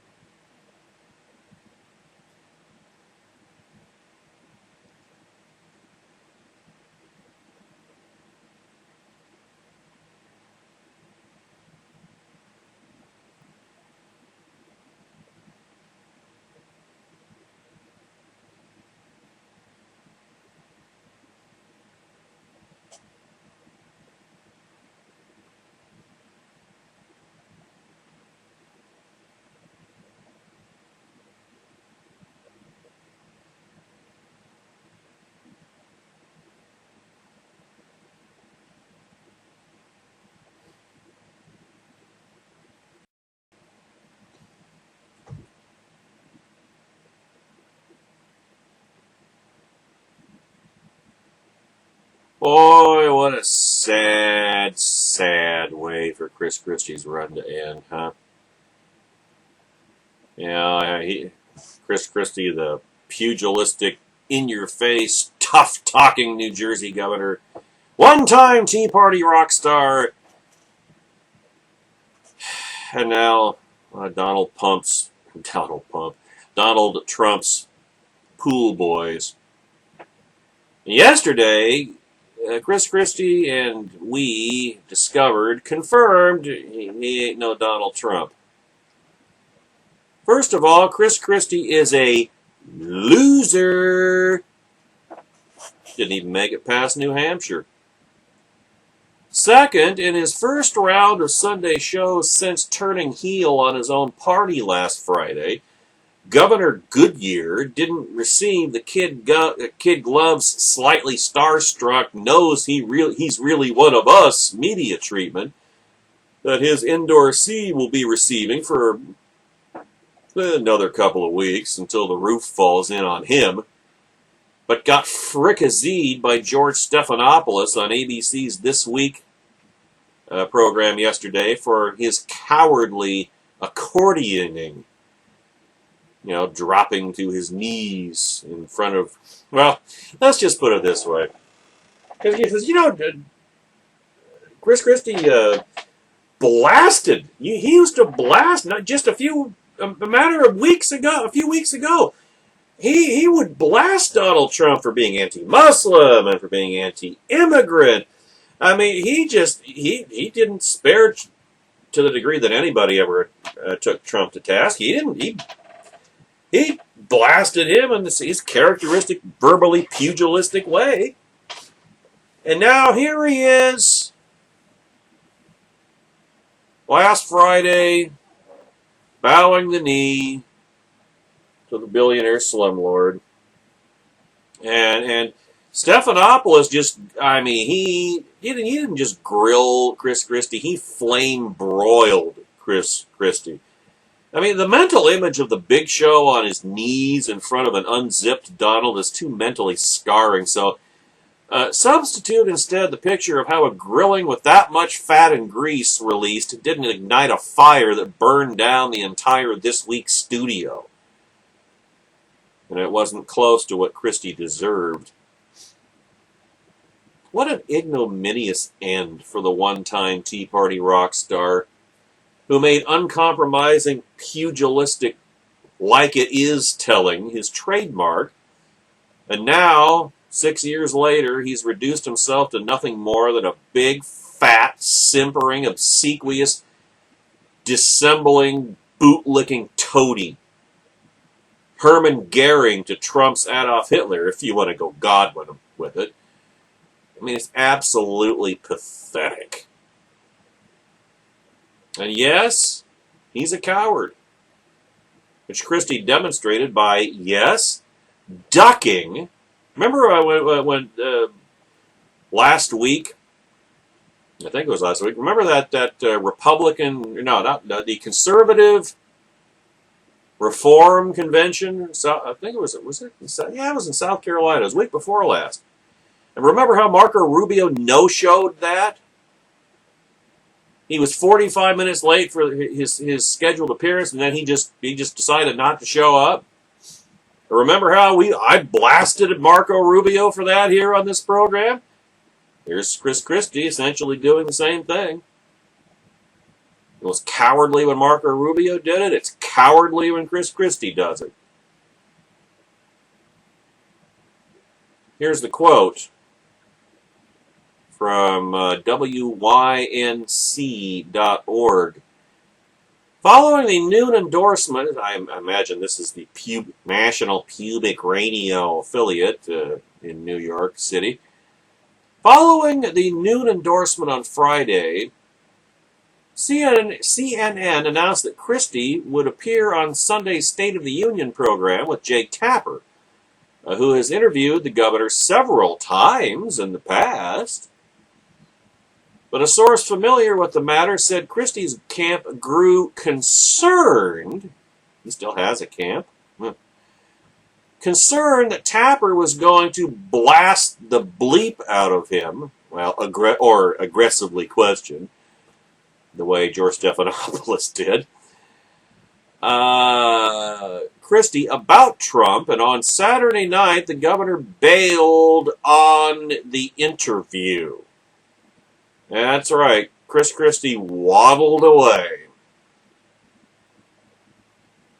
This is unusual in the world of Sunday morning network news shows, and the Trump campaign offered the candidate himself in Christie's place, which explains why Trump was on with Jake Tapper on CNN State of the Union, where he, of course, refused to denounce David Duke and the KKK in support of white supremacists in general. Close quote. Now, Chris Christie, the man who built his reputation on getting in the faces of his opponents, now waddling away from the media that was going to, for once, do their jobs by asking him the questions he couldn't answer. Because to answer them honestly would have been to admit that he has royally and stupendously bleeped up, and that he is a coward and a quisling. And there are several typos again. One I can perhaps ignore, but not that many. And ask me questions he couldn't answer. Yeah, I wanted to get this one in. Waddling. Going to once and for all do their jobs by asking the questions he couldn't answer, because to answer them honestly would be to admit that he has Riley. That'll do. And Christie's former co-partisans have not been shy in pointing it out. In addition to me, ladies and gentlemen, this is from the Politico, it's pretty disgusting why he did it, because he's opportunistic, said Tony Fratto of Hamilton Place Strategies, who worked in the George W. Bush White House. His days of leadership in the Republican Party are done. In fact, his days in the Republican Party, period, should be done. Fratto also brought up how Christie had previously criticized Trump for his anti-Muslim and anti-immigrant comments. Did he mean those things, or is he a liar? Well, I guess that question's been answered. Now this is really cold right here. Endorsing Trump was probably not his brightest move, or brightest political move. It's right up there with the bridge. Ooh. If you're gonna, I tell you what, if you're gonna aim low. Said Stuart Roy, a Tom DeLay alumnus, now with the Strategic Action Public Affairs. Close quote. Now, Trump no doubt promised Christie the Attorney General spot in exchange for this endorsement. Everything, remember, is a deal to Trump, a transaction. Politics is transactional to him. It's like everything else is. And when Trump goes down in flames 8 months from now, what will Chris Christie have to show for his supreme act of perfidy? Who in the GOP in public life will ever trust him again? I wouldn't be surprised if he ultimately switched parties. I really wouldn't. Of course, Benedict Arnold switched sides, and the British never trusted him either, and he ended up dying in England, penniless.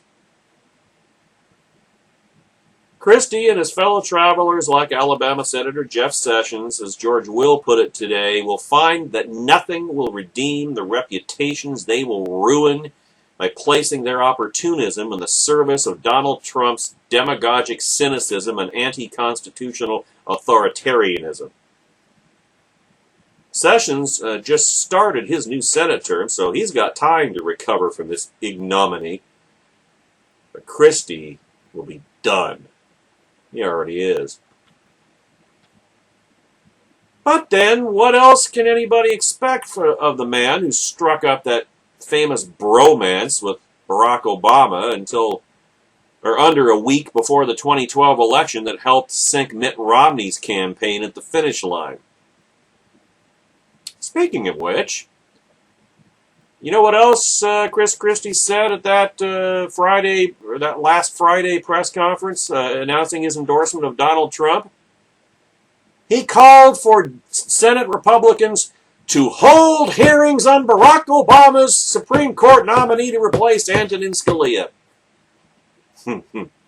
That's right. Yeah, you still think that Chris Christie is so awesome, Trumplicans? Geez, I wonder what Ann Coulter thinks of that. You know, Chris Christie's testicles shriveling yesterday probably caught Trump off guard and may actually help contextualize his demurral of repudiating David Duke. But does anybody believe that Trump differs from the Jersey Dirigible's endorsement of the Obaminist position on the Scalia Supreme Court seat fight? Anybody? Bueller?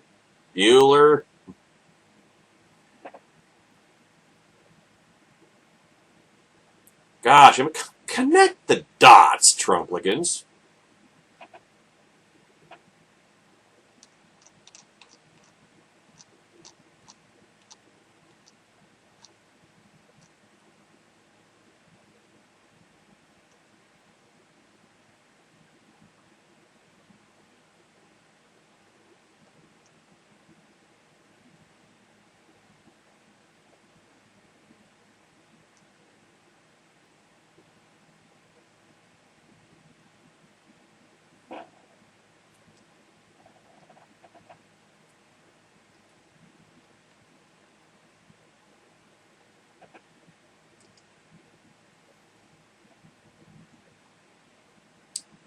Well, two outside items in the stack to finish up the program today. We'll get started on the first one, go to the top of the hour break, enter the podcast-only third hour to complete them both. And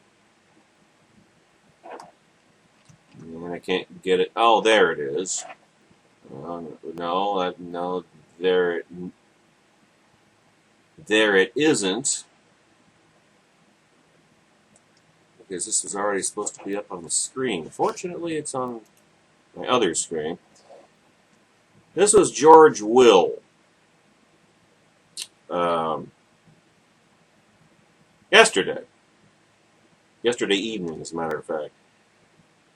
And, I mean, this is almost worth putting on a bow tie for, my friends.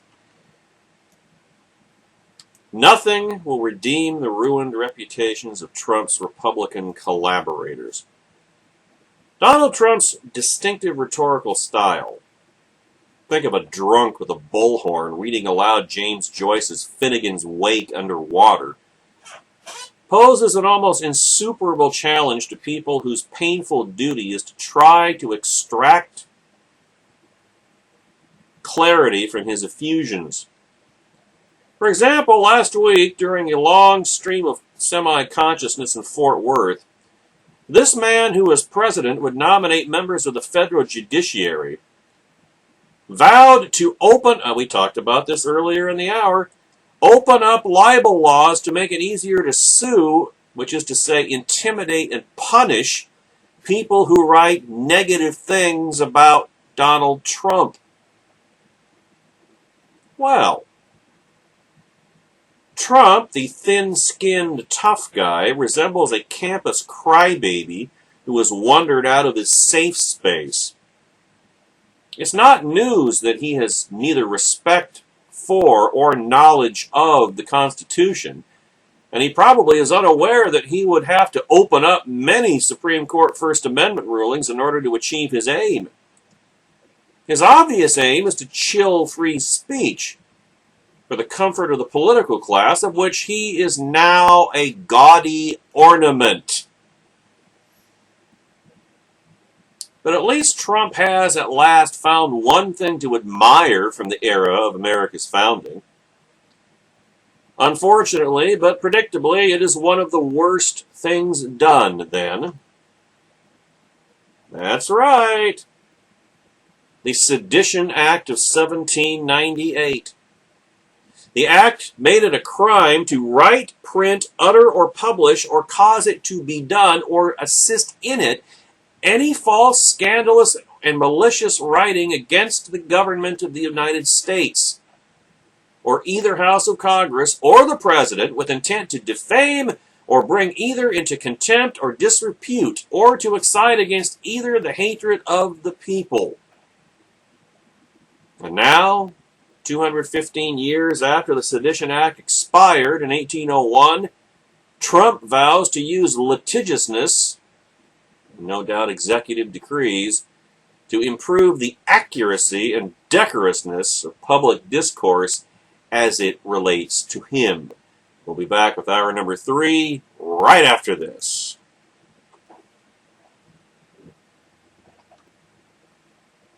I said, right after this. Right after this.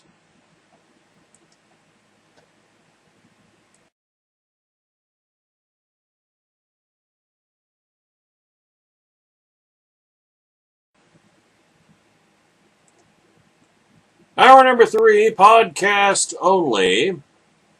Got some things to finish up here. And Super Tuesday's tomorrow. What the heck? Let's leave it all out on the field, right? The night before his promise to make America great again through censorship, Trump, during the Houston debate last Thursday, said that his sister, a federal judge, signed a certain bill. His sister, a federal judge, signed a certain bill. That's what he said. And that Supreme Court Justice Samuel Alito also signed that bill. I'm just a bill, yeah, I'm only a bill, and I'm sitting here at the Supreme Court. No, that's not how it goes. What is that? Wasn't it something like, I'm just a bill, yeah, I'm only a bill, and I'm sitting here on Capitol Hill? Oh, yeah, that does rhyme. Yeah. That must be why they went with that lyric. So, the leading Republican candidate, the breadth of whose ignorance is the 8th wonder of the world, actually thinks that judges sign bills. Trump is a presidential aspirant who would flunk an 8th grade civics exam, but that's what a lot of Republican voters said they wanted. They wanted somebody who wasn't a politician, who had zero political experience. Ignorance was a plus. Well, congratulations, you got what you wanted.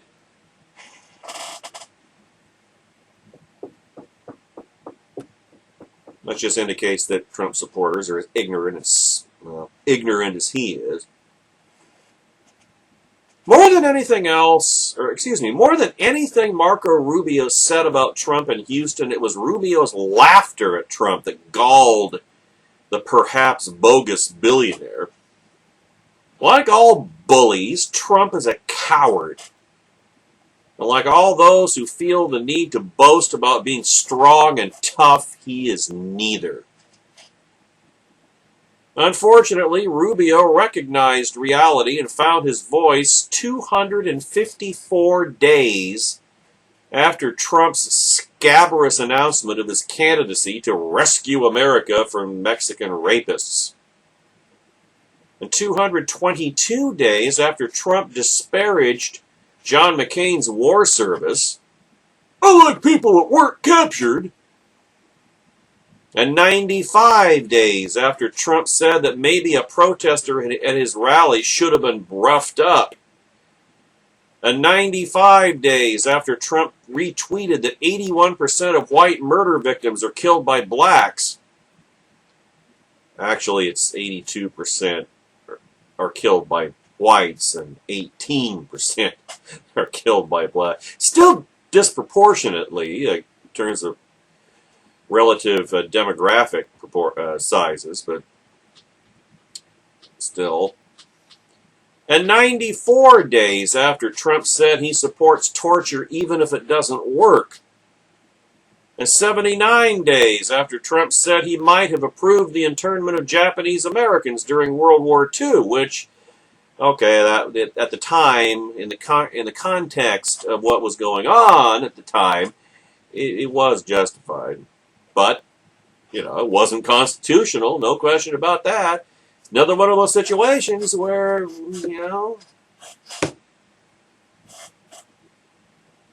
those problems you get in philosophy class, like in college, like, is it, stealing is wrong, but if stealing a loaf of bread was the only way that you could keep your family alive, and keep your family from starving to death, well, not such an easy choice, is it?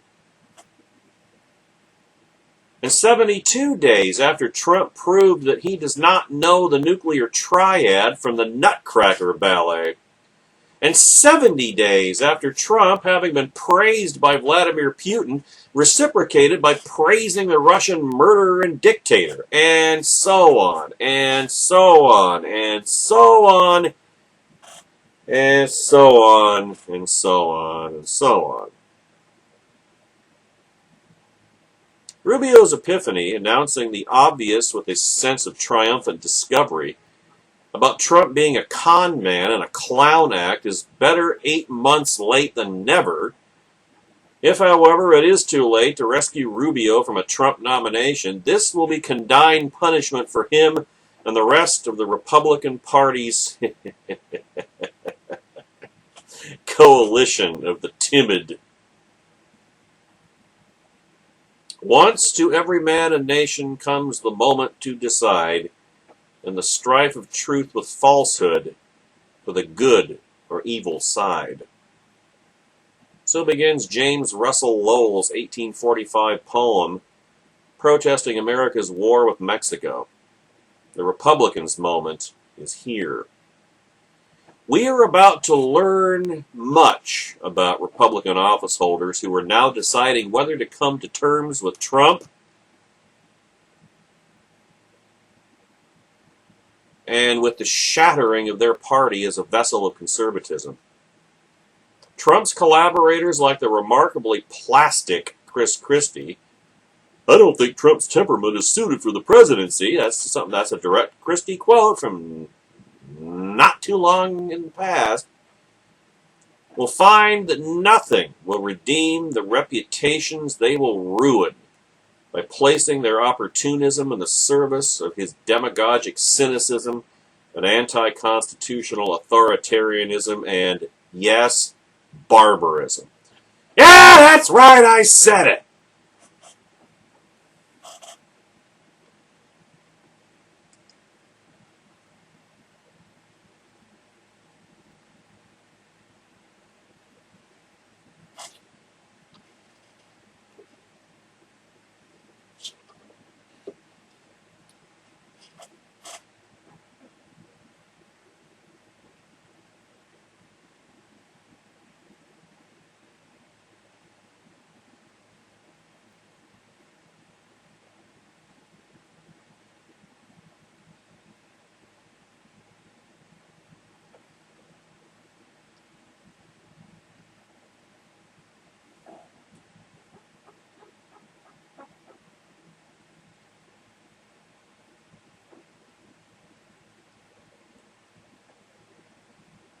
This last one is aimed right between the beady little eyes of every last Trumplican.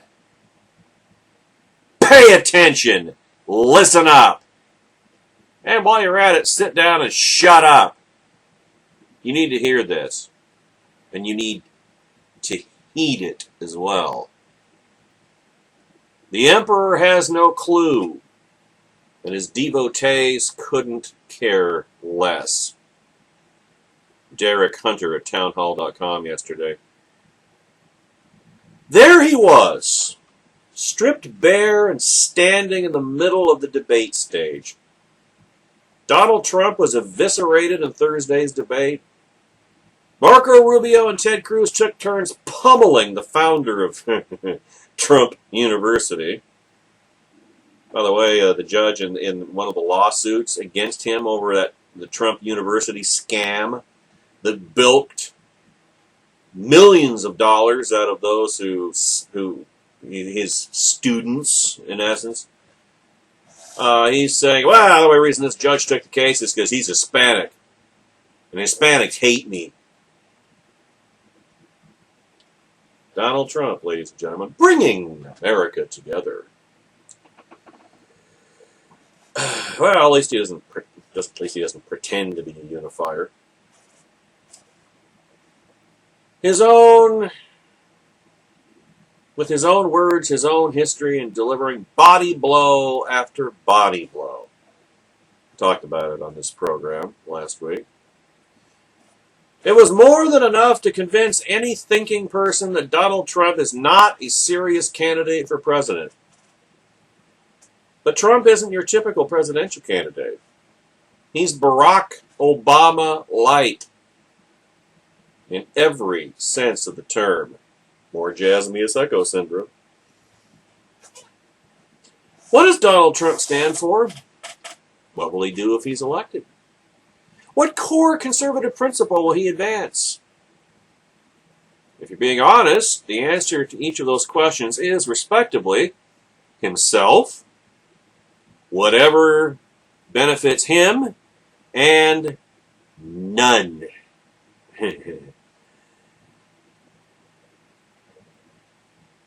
Now, he was fairly unambiguous about one thing he'd like to do. Change the law so that he can abrogate freedom of the press and sue newspapers out of business if they crossed him. And that would fall, as I say, disproportionately on conservative media outlets. When it comes to solutions to the nation's problems, Donald Trump is the equivalent of a constitutional dumpster fire. And that's just fine to his worshippers. The day after being embarrassed in front of the world, in part because of the lack of specifics he's provided as to what he would do as president, Trump held a press conference to get specific, or at least specific-ish, about this proposal. He said, and I quote, "One of the things I'm going to do, and this is going to make it rougher for me, but one of the things I'm going to do if I win, if I'm going to open up our libel laws," we already talked about that. I'm going to give my diaphragm a rest. By the way, the reason they're totally protected right now is this little thing called the First Amendment. Freedom of speech and of the press shall not be abridged.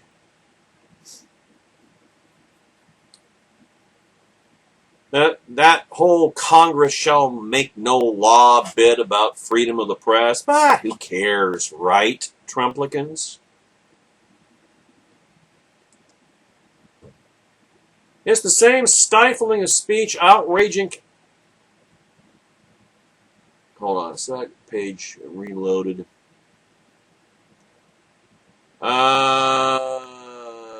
It's the same stifling of speech, outraging conservatives on college campuses. Only it's Trump advancing it. If it's fascism when a student group proposes it, what is it when a billionaire does? I mean, isn't Donald Trump everything that the Democrats try to paint Mitt Romney as being? Why do you think the media aren't going after Trump yet? They don't have to. They don't have to paint Trump as a incipient fascist plutocrat. He already is that. Saves the media the trouble. But his supporters don't bother with strings of words ending in question marks. Their kryptonite is a simple how or the dreaded what? You know, like whenever Stone Cold Steve Austin said anything back in the day in the World Wrestling Federation, and after every sentence, the crowd would yell, "What? What? What?" Like they had Tourette's. What does Donald Trump want to do as president? Well, there's no answer yet articulated that wouldn't fit nicely on a bumper sticker.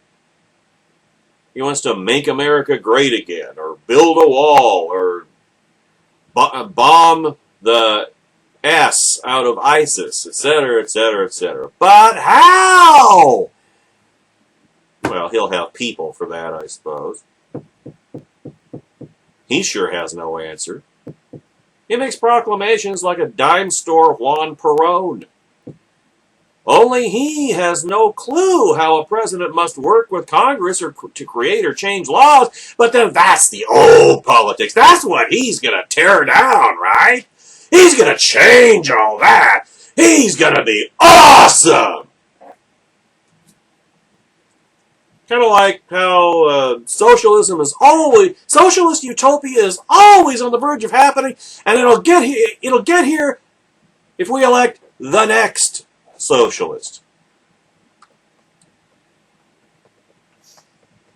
The Trump supporters appear content to adopt the Barack Obama model of rule by executive fiat. Yeah, Trumplicans, many of whom, not all, but many of whom are former Tea Partiers, or maybe think that they still are. They've given up. They've sold out their principles like the so-called GOP establishment never did. They are the betrayers. They are the turncoats. They are the quislings. They are the heels.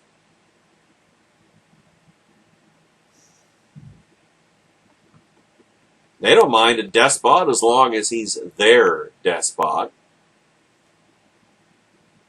Trump's specifics, such as they are, about his signature talking point, is a wall that grows by 10 feet each time Mexican officials say they won't pay for it, and they're saying it with F-bombs. You heard Vicente Fox last week. We're not to pay for that effing wall. Direct quote. It's at least 30 feet higher than when it started, but we're no closer to learning how it will be paid for. It just will be, apparently, because it's Trump that will be doing it. Oh, and it'll have Trump written on it from one end, from Brownsville, Texas, all the way to Tijuana. Trump, Trump, Trump, Trump, Trump, Trump, Trump. On both sides, of course. Cheerleaders aren't even bothered by the fact that on his signature issue, immigration, he's imported workers rather than hired Americans. His claim of it being impossible to find Americans to do his jobs is right out of the liberal playbook of jobs Americans won't do for illegal aliens. His supporters don't give a damn about his hypocrisy any more than Hillary Clinton's, Barack Obama's, or Al Gore's do. They love that he's self-funding his campaign because he can't be bought. Of course, he doesn't have to be. Does he? Do they think that will hold? General election will cost at least $1 billion. Will Donald Trump mortgage his... Think about this, folks. $1 billion. Remember he won't release his tax returns, and his tax returns are being audited for 12 years in the past. And there's talk about how his real net worth is well under $1 billion. Doesn't it stand to reason? I mean, if he had Michael Bloomberg's money, if Michael Bloomberg's $35.5 billion fortune, I mean, if he wanted to spend $1 billion of it running for president, well, he could do it. $35.5 billion. What if Donald Trump doesn't even have $1 billion? You want to know why he's not spending much on his primary campaign? That's one very prominent reason. As Derek Hunter asks here, how long do you think that'll hold? Will Donald Trump mortgage his business? And God, what part of his so-called business empire isn't mortgaged to the hilt with ridiculously high interest rates? Will he mortgage his business empire, or what portion of it hasn't already been, on the possibility that after alienating more than half the GOP, he'll win? He doesn't have $1 billion in cash lying around.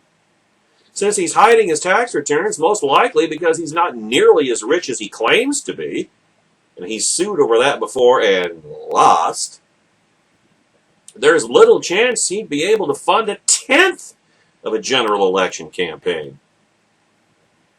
He's gotten this far through, ta-da, free media. Now, why do you think that the Oba media was willing to give Donald Trump so much free media?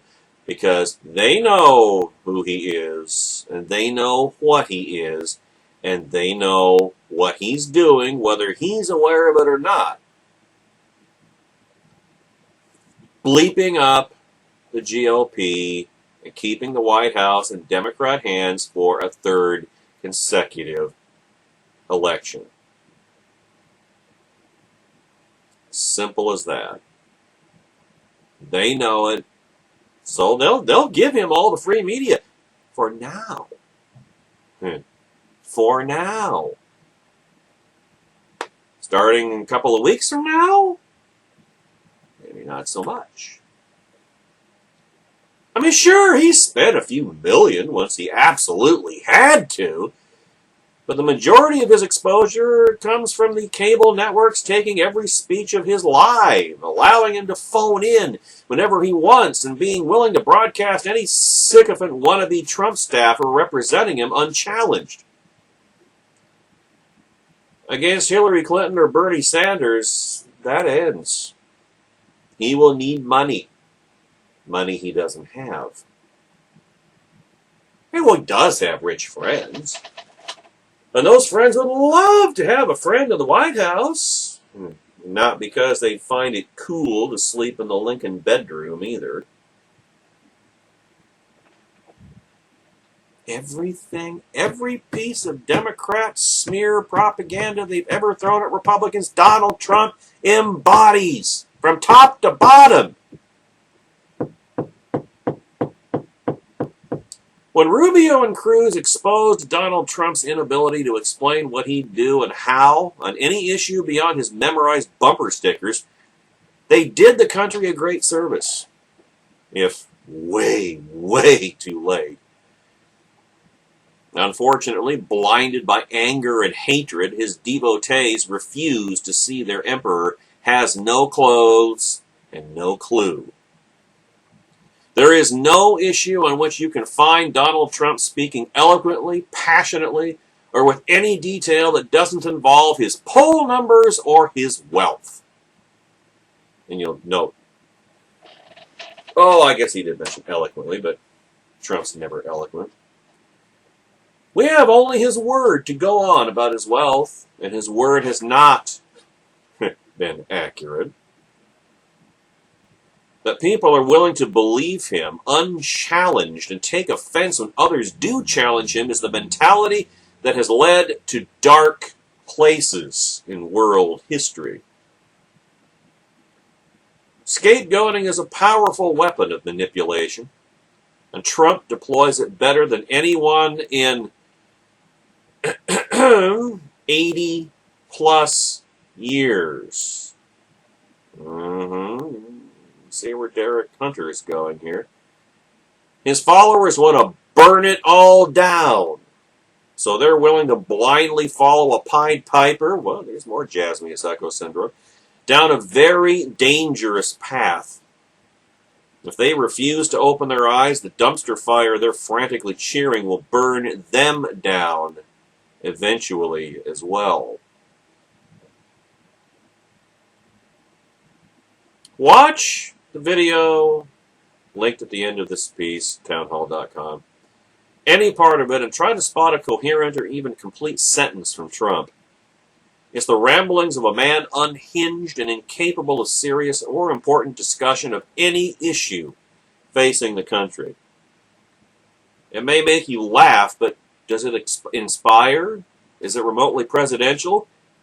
And does it make you laugh when you realize that, at least theoretically, this guy might be the next president?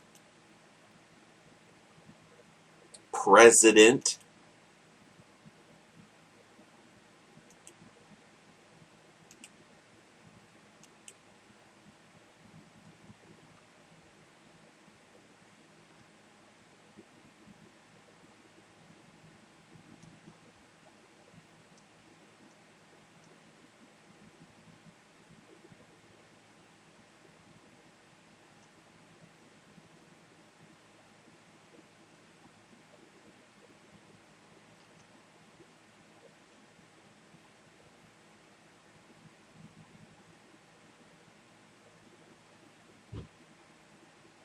Well, look at it this way. We used to talk about Barack Obama all the time. When's the last time I said much about Barack Obama?